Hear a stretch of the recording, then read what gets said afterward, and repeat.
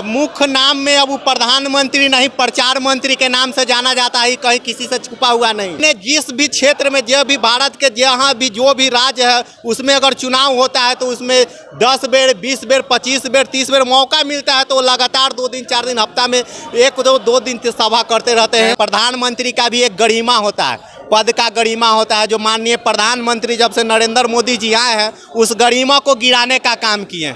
नरेंद्र मोदी जी जितना सभा चुनाव जिताने के लिए करते हैं उतना समीक्षा बैठक केवल दिल्ली से कर लेते कि किस राज्य में किस चीज़ की आवश्यकता है और देश में किस चीज़ की आवश्यकता है, किस चीज़ की मांग हो रही है। भ्रष्टाचारी लोग फुर हो रहा है तो उस पर कोई देख रेख नहीं है। रोजगार की मांग हो रही है उस पर कोई समीक्षा नहीं है। महंगाई चरम सीमा छू रहा है उस पर कोई समीक्षा नहीं है, उस पर कोई चर्चा नहीं है। लेकिन जब भी भाई किसी भी राज्य में चुनाव हो तो झोला और झंडा लेकर पहुंच जाना है। पाकिस्तान थर-थर कांप रहा है कि नहीं? बिल्कुल, ये तो भाई देखने का चीज है। पाकिस्तान को तो इतना थकला रही है कि वो अपना स्टैंड लेके अमेरिका के कहने पर स्ट्राइक को रोक दिए। अमेरिका के कहने पे ये आप लोग गलत आरोप लगाते हैं। दूसरे स्ट्राइक से पहले ही अमेरिका के आदेश हो गया था। भाई डिसीजन कौन लेगा? भारत का डिसीजन अमेरिका के प्रधानमंत्री अमेरिका के राष्ट्रपति लेंगे। तो तुम किस मुंह से कहते हो यार कि देश झुकेगा नहीं या देश को बिकने नहीं देंगे मिटलेंगे? आप हो भारत का प्रधानमंत्री, यहाँ शासन चलाएगा अमेरिका के राष्ट्रपति। हम माननीय अशोक चौधरी जी को धन्यवाद देना चाहते हैं कि हम लोग को और पूरे देश और बिहार के जनता को मालूम नहीं था कि आरएसएस का भी कोई कोटा होता है। तो उन्होंने सार्वजनिक तौर पर मीडिया के सामने आकर बताने का काम किया, इसके लिए तो बहुत बहुत धन्यवाद है। ऐसे लोग चोरी छुपे से जानता था कि आरएसएस भी एक संगठन है जो चलाती है, लेकिन उसका भी कोटा बिहार में मतलब सभी देश के हर एक राज्य में उसका हिस्सेदारी होता है। यह माननीय अशोक चौधरी जी बताने का काम किए हैं, उसके लिए उनका हम धन्यवाद करना। अपना परिवारवाद और दूसरा का परिवारवाद नहीं दिखता है। वही बात हम बोल रहे हैं कि इस बार अगर मोदी जी आ रहे हैं तो पूछना चाहिए उनको कि बिहार में जो आयोग बना है तो भारी दलित आयोग, अनुसूचित जाति का आयोग बना है, SC/ST का आयोग बना है, स्वर्ण आयोग बना है कि जमाई आयोग बना है। लेकिन चाचा के मिस्टेक से प्रचार मंत्री जी प्रधानमंत्री बन के बैठे हुए हैं, लेकिन 29 में कोई वैकेंसी नहीं है प्रचार मंत्री के लिए। 29 में प्रधानमंत्री के दावेदार ही प्रधानमंत्री बनेगा। एक प्रधानमंत्री का अपना गरिमा होता है। बार बार आप किसी भी हेती में बार किसी के घर पर आइएगा तो थोड़ा सा गरिमा को हेती होता है। लोगों तो खुश होना चाहिए कि आपके घर बार आ रहे हैं। घर में आ रहे तो कुछ मेरा बिहार का विशेष राज्य तो गौरवान्वित दे रहे हैं भाई। बिहार को विशेष राज्य का दर्जा क्यों नहीं दे रहे हैं? पैकेज मिला ना। पैकेज से क्या होगा? विशेष राज्य का दर्जा दीजिए। और अशोक चौधरी जी हमको कहते हैं कि 25 सीट आएगी, हम कह रहे हैं कि आप खुद 45 और 43 से 10 पर सिमटने वाले हैं। टोपी क्या होगा? आप हमेशा टोपी लगा के माइनॉरिटी समाज से हैं मौलाना, टोपी क्या होगा? टोपी है। अच्छा छोड़िए। 2025 चुनाव जैसे जैसे नज़दीक आ रहा है, पॉलिटिकल राजनीतिक पार्टी अपने अपने स्तर से ज़बरदस्त तरीके से अपने अपने क्षेत्र में भ्रमण कर रही है। आज जिसको लेकर आज राष्ट्रीय जनता दल का राज्य परिषद का बैठक हुआ है, जिसमें तेजस्वी प्रसाद यादव ने साफ तौर पे अपने कार्यकर्ताओं अपने नेताओं को इंस्ट्रक्शन दिया है कि अपने अपने फील्ड में ज़बरदस्त फील्डिंग करें। ज़बरदस्त फील्डिंग जिसकी होगी यानी बेस्ट परफॉर्मेंस जिसका होगा टिकट उसी को दिया जाएगा। सिर्फ हवाबाजी से काम नहीं चलेगा। हमारे साथ में संजय पासवान है जो कि हाजीपुर से आए हुए हैं। आज राज्य परिषद की बैठक थी, तो क्या लगता है जिस तरीके से इंस्ट्रक्शन दे रहे हैं तेजस्वी यादव और मोदी जी भी लगातार बिहार का दौरा कर रहे हैं, जैसे इलेक्शन आया है कई बार अभी तक आ चुके हैं, तो क्या लगता है कि मोदी जी इस बार फिर? उनका पहले से भी मीडिया कर्मी के द्वारा और नाम दिया जा चुका है, उपनाम उनका कई गो है। अब मुख्य नाम में अब वो प्रधानमंत्री नहीं प्रचार मंत्री के नाम से जाना जाता है, कहीं किसी से छुपा हुआ नहीं।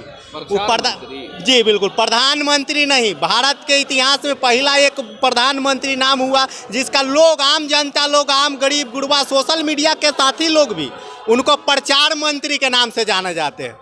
वह उतना दौरा कभी विकास के नाम पर, कभी रोजगार के नाम पर, कभी महंगाई के नाम पर, कभी गरीब गुरबा के उत्थान के नाम पर, भ्रष्टाचार के नाम पर या जो भी लुटेरों के नाम पर उतना कॉन्फ्रेंस, उतना दौरा, उतना बैठक नहीं किए जितना अब वह एक अपने जिस भी क्षेत्र में, जो भी भारत के जहाँ भी जो भी राज्य है उसमें अगर चुनाव होता है तो उसमें 10 बेर, 20 बेर, 25 बेर, 30 बेर मौका मिलता है, तो लगातार 2 दिन 4 दिन हफ्ता में 1-2 दिन सभा करते रहते हैं। कहने का मतलब कि घूमे ना, प्रधानमंत्री हैं और अपने छोटे छोटे नेताओं और कार्यकर्ताओं का ख्याल रखते, तब ना आ रहे जी क्षेत्र में घूमने और उनके लिए वोट अपील। प्रधानमंत्री हम कहाँ कह रहे हैं कि घूमिए मत, प्रधानमंत्री का भी एक गरिमा होता है, पद का गरिमा होता है, जो माननीय प्रधानमंत्री जब से नरेंद्र मोदी जी आए हैं उस गरिमा को गिराने का काम किए हैं। नरेंद्र मोदी जी जितना सभा चुनाव जिताने के लिए करते हैं उतना उतना समीक्षा बैठक केवल दिल्ली से कर लेते कि किस राज्य में किस चीज़ की आवश्यकता है और देश में किस चीज़ की आवश्यकता है, किस चीज़ की मांग हो रही है, भ्रष्टाचारी लोग फूर हो रहा है तो उस पर कोई देख रेख नहीं है, रोजगार की मांग हो रही है उस पर कोई समीक्षा नहीं है, महंगाई चरम सीमा छू रहा है उस पर कोई समीक्षा नहीं है, उस पर कोई चर्चा नहीं है। लेकिन जब भी भाई किसी भी राज्य में चुनाव हो तो झोला और झंडा लेकर पहुंच जाना है। पाकिस्तान थर-थर कांप रहा है कि नहीं? बिल्कुल, ये तो भाई देखने का चीज़ है। पाकिस्तान को तो इतना थकला रही है कि वो अपना स्टैंड लेके अमेरिका के कहने पर स्ट्राइक को रोक दिए।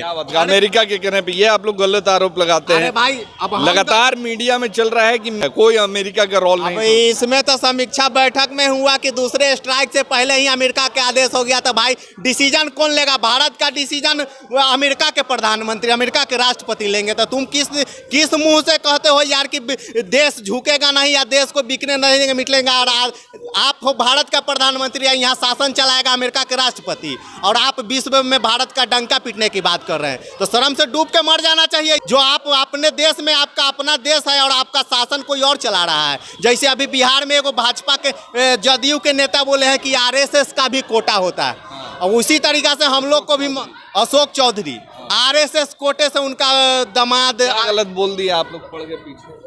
हम लोग को हम लोग उनको शुभकामना दे। आखिरकार भाजपा से जुड़ी हुई है ना भाई, अच्छी बात है, लेकिन हम माननीय अशोक चौधरी जी को धन्यवाद देना चाहते हैं कि हम लोग को और पूरे देश और बिहार के जनता को मालूम नहीं था कि RSS का भी कोई कोटा होता है। तो उन्होंने सार्वजनिक तौर पर मीडिया के सामने आकर बताने का काम किया, इसके लिए तो बहुत बहुत धन्यवाद है। ऐसे लोग चोरी छुपे से जानता था कि RSS भी एक संगठन है जो चलाती है, लेकिन उसका भी कोटा बिहार में, मतलब सभी देश के हर एक राज्य में उसका हिस्सेदारी होता है। यह माननीय अशोक चौधरी जी बताने का काम किए हैं, उसके लिए उनका हम धन्यवाद करना चाहते हैं। बीजेपी में तो ज़्यादातर नेता RSS से ही आए हैं, तो आपको इसमें शंका और इसमें प्रॉब्लम? आने की बात नहीं, आने की है तो खुल के आते हैं।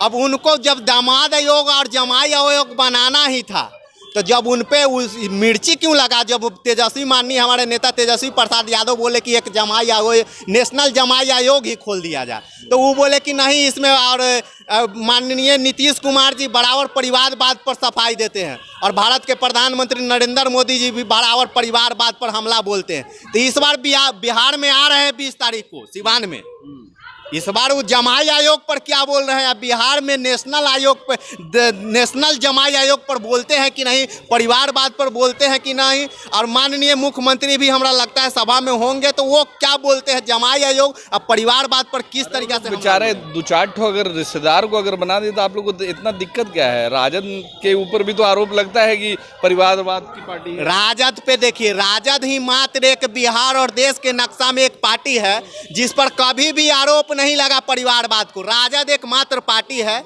जो खुरपी से बंद करने वाला, कुदाल चलाने वाला, पत्थर तोड़ने वाली महिला, जूता सुनने वाला का बेटा माननीय हमारे यहाँ से मंत्री रहे हैं, विधायक रहे हैं शिवचंदा राम जी, जिनका पिताजी जूता सीने का काम करते थे। भगवतिया देवी जी पत्थर तोड़ने का काम करती थी। मुन्नी रजक जो कपड़ा धोने का काम करती थी। माननीय रामविलास तेजस्वी यादव, अरे भाई तेज प्रताप तेजस्वी यादव क्या सत्ता छोड़ के भाजपा और नीतीश कुमार के डर से क्या? तो अगर वो सत्ता छोड़ देंगे तो उनका उजागर करने का काम कौन करेगा? और सत्ता में बिहार विधानसभा में आंख मिलाकर कोई नहीं, आचार्य मीसा भारती। देखिए हम वो बात नहीं कर रहे हैं, अच्छी बात है, बात कर रहे हैं तो परिवारवाद की। तो आपने कहा कि अपना परिवारवाद और दूसरा का परिवारवाद नहीं दिखता है। वही बात हम बोल रहे हैं कि इस बार अगर मोदी जी आ रहे हैं तो पूछना चाहिए उनको कि बिहार में जो आयोग बना है तो भारी और दलित आयोग, अनुसूचित जाति का आयोग बना है, SC ST का आयोग बना है, स्वर्ण आयोग बना है कि जमाई आयोग बना है। जब अपने ही मुंह मियाँ मिठू करना था तो ये दिखावा करने का क्या जरूरी था। सब लोग अपना अपना पार्टी का एक नेता अपना अपना भाई या भौजाई के साथ साथ जमाई को भी बैठाने का काम किया है। तो इसके लिए हम अब बिहार की जनता देख रही है, इस बार आने वाला 2025 के चुनाव में जमाई आयोग और जमाई आयोग के बनाने वाले नेतृत्वकर्ता को भी बिहार से उखाड़ कर फेंकने का काम करेंगे। और जुमला प्रधानमंत्री को भी 29 में इस बार तो देखिए लिए थे चाचा के गड़बड़ी से। अभी भी हमारे आदरणीय है माननीय नीतीश कुमार जी, हम लोग सम्मान करते हैं, गार्जियन है, लेकिन चाचा के मिस्टेक से प्रचार मंत्री जी प्रधानमंत्री बन के बैठे हुए हैं। लेकिन 29 में कोई वैकेंसी नहीं है प्रचार मंत्री के लिए। 29 में प्रधानमंत्री के दावेदार ही प्रधानमंत्री बनेगा। कैसे देखते हैं मोदी जी आ रहे हैं सिवान और बिहार में विकास की बात कर रहे हैं, लगातार बिहार की विकास की बात कर रहे हैं। नरेंद्र मोदी जी बिहार आ रहे हैं, इनके लिए ठीक है, उनका आ रहे हैं, उनका स्वागत है। लेकिन प्रधानमंत्री का जो गरिमा होता है माननीय नरेंद्र मोदी जी ने गिराने का काम किया है। एक प्रधानमंत्री का अपना गरिमा होता है। बार बार आप किसी भी हेती में बार बार किसी के घर पर आइएगा तो थोड़ा सा गरिमा को हेती होता है। लोगों को तो खुश होना चाहिए कि आपके घर बार बार आ रहे हैं। घर में आ रहे तो कुछ जो मेरा बिहार का विशेष राज लोगों तो गौरवान्वित दे रहे हैं भाई। बिहार को विशेष राज का दर्जा क्यों नहीं दे रहे हैं? पैकेज मिला ना। पैकेज से क्या होगा? विशेष राज का दर्जा दीजिए। मखाना के लिए देखिए कितना बड़ा पैकेज दिया। इंडस्ट्रियल कहाँ लाए आप? इंडस्ट्रियल दे, मखाना का फैक्ट्री खोलिए। मखाना का फैक्ट्री से पूरा इंडस्ट्री खत्म हो जाएगा, पूरा बिहार का बेरोजगारी खत्म हो जाएगा, जो बाहर जो पलायन जो काटने जाता है वो खत्म हो जाएगा। तो क्या लगता है कि आ रहे हैं, फायदा कुछ नहीं होने वाला है? नहीं, जो सब जुमला है प्रधानमंत्री जी का, चुनावी जुमला है। आएंगे जुमलाबाजी दिखा के चले जाएंगे। चले, फायदा होगा जी? कुछ लगता है मोदी जी आ रहे हैं, फायदा उधर होगा? मोदी जी आज से नहीं आ रहे हैं, 2014 से पहले से ही आ रहे हैं। इतना करोड़ दे देंगे, इतना लाख दे देंगे, ये पैकेज दे देंगे, वो पैकेज दे देंगे। अब तक क्या हुआ है? आज तक बिहार पर क्यों नहीं, बिहार को स्पेशल स्टेटस क्यों नहीं मिला, स्पेशल राज्य का दर्जा क्यों नहीं मिला? यही नीतीश कुमार जी करोड़ों लोगों से दस्तखत करा करके ले जाकर के राष्ट्रपति को दिए थे। आज नीतीश कुमार खामोश क्यों हैं? बिहार को स्पेशल राज्य का दर्जा दिलवाए नीतीश कुमार जी, और नहीं तो नीतीश कुमार जी का भी वही गत होगा जो इससे पहले वाले इलेक्शन में 2020 में हुआ था। और अशोक चौधरी जी हमको कहते हैं कि 25 सीट आएगी, हम कह रहे हैं कि आप खुद 45 और 43 से 10 पर सिमटने वाले हैं। टोपी क्या होगी? आप हमेशा टोपी लगा के माइनॉरिटी समाज से हैं मौलाना, टोपी क्या होगी? टोपी है। अच्छा छोड़िए, ये बताइए कि अति पिछड़ा समाज के प्रदेश अध्यक्ष बनाए गए हैं और जिस तरीके का आज उनका पहला भाषण इतने बड़े बापू सभागार में हुआ, और जो एक एनर्जी देखी जा रही थी उनके भाषणों में और जो एक एग्रेशन देखा जा रहा था, वो लगता है कि 2025 के इलेक्शन में यानी आने वाले वक्त में राजद को एक नई एनर्जी देगी। बिल्कुल। मंगनी लाल मंडल जी एक अनुभवी तजर्बाकार लीडर है और आज से नहीं बहुत ज़माने से हैं, और एक समाजवादी लीडर होने की वजह से पहली मर्तबा जब वो आरजेडी ज्वाइन करने वाले थे उस वक्त मीडिया साथियों ने उनके बारे में बताया था कि कद तो छोटा है लेकिन दिमाग बहुत बड़ा है। तो अब हम उस दिमाग से हम लोग सीख करके और उस एनर्जी से हमें भी एनर्जी मिलेगी, और हम लोग जब क्षेत्र में जाएंगे तो यकीनन हम ज़्यादा सीटें जीतेंगे। तो लग रहा है कि पार्टी को अब और ज़्यादा मजबूती मिलेगी। पार्टी को मंगनी लाल मंडल जी के आने की वजह से 2 प्रोग्राम हुए कर्पूरी जी के नाम पे। उन दोनों प्रोग्रामों में काफ़ी भीड़ देखी गई, एक फुलपरास में और एक सोमबरसा में, और उस दोनों में कहीं ना कहीं मंगनी लाल मंडल जी का भी हाथ था और लोग आए थे, और उन दोनों जगहों पर भी मैंने इनका भाषण सुना था। और जिस दिन ये ज्वाइन किए थे प्रेस कॉन्फ्रेंस, उस दिन भी मैं मौजूद था। इनकी भाषण सुन करके मुझे ऐसा लगा कि वाकई राजद को एक अच्छा प्रदेश अध्यक्ष मिला है, जिसकी वजह से राजद काफ़ी मजबूत होगी। चलिए, धन्यवाद।